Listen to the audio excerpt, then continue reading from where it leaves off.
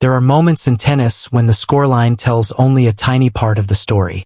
A missed forehand, a smashed racket, a player shouting at himself in frustration.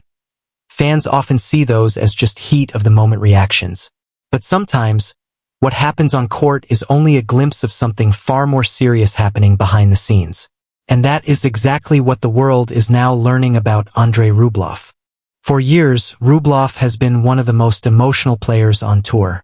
His intensity has always been impossible to ignore. Whether he was blasting winners from the baseline or unraveling after a crucial error, every emotion seemed to pour out in real time. Many fans saw it as passion. Others saw it as anger. But very few understood just how deep that pain actually went. What Rublev has now revealed is heartbreaking. The Russian star has opened up about one of the darkest periods of his life, and his words have left the tennis world stunned.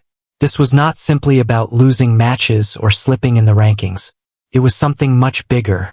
It was a battle with himself, one that nearly consumed everything. If you remember the Wimbledon Championships in 2024, one image still stands out. Rublev, visibly distressed during a difficult match, repeatedly struck himself with his racket. It was painful to watch. His knee was left bleeding, and many assumed it was another emotional outburst caused by the pressure of the moment. Tennis can be brutal, after all, but the reality was much more serious. Rublev later admitted that incident had almost nothing to do with the match itself. The frustration fans saw was only the surface. Behind it was a personal crisis that had reached a breaking point. He described that period as the worst moment he had ever faced with himself. He said he could no longer see a reason for living.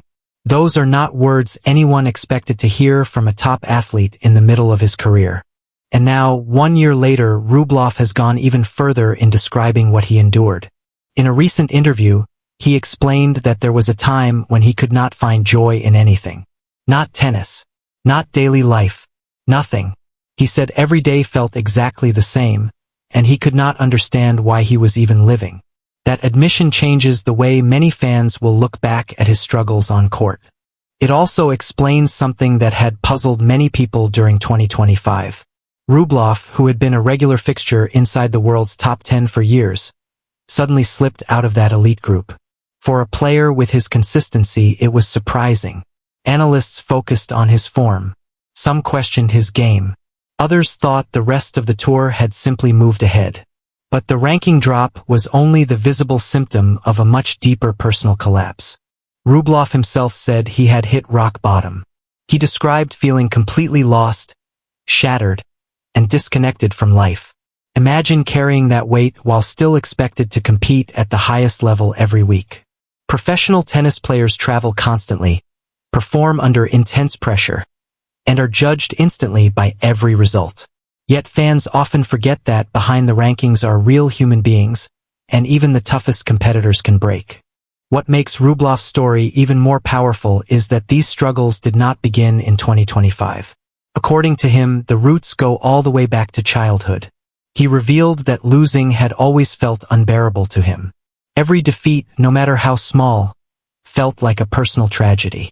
That mindset followed him into professional tennis, where losing is inevitable. No player wins every week. But when each defeat feels like a disaster, the emotional damage builds over years. That is why Rublev's on-court meltdowns suddenly make much more sense. The smashed rackets, the yelling, the visible self-criticism, they were not just dramatic moments for cameras. They were signs of someone who had spent years turning every setback inward. Instead of processing losses normally, he was slowly destroying himself emotionally. It is one of the harsh realities of elite sport. The same obsession that helps players reach the top can also become destructive. Rublev's competitiveness made him a Grand Slam contender and one of the most feared hitters on tour. But that same intensity also trapped him in a cycle where failure felt impossible to accept. The turning point came during the off-season. Rublev sought professional help through therapy, but one of the biggest changes was bringing Marat Safin into his team. Safin is not just another coach. He is a former world number one, a player who also battled his own emotional storms during his career. That shared experience appears to have made a huge difference. Rublev described Safin's impact in a remarkable way. He said it was as if Safin opened the hood of a car to see what was inside. Except in this case, the car was his mind. That metaphor says everything. It suggests Safin was able to understand parts of Rublev that even Rublev himself could not fully explain. And the results have been visible. Slowly, Rublev has started climbing again. He has re-established himself inside the top 15 and returned to the latter stages of big tournaments. His run at the Italian Open quarterfinals is a reminder that his tennis never disappeared. What disappeared was his emotional stability, and now that it is returning, so is his game.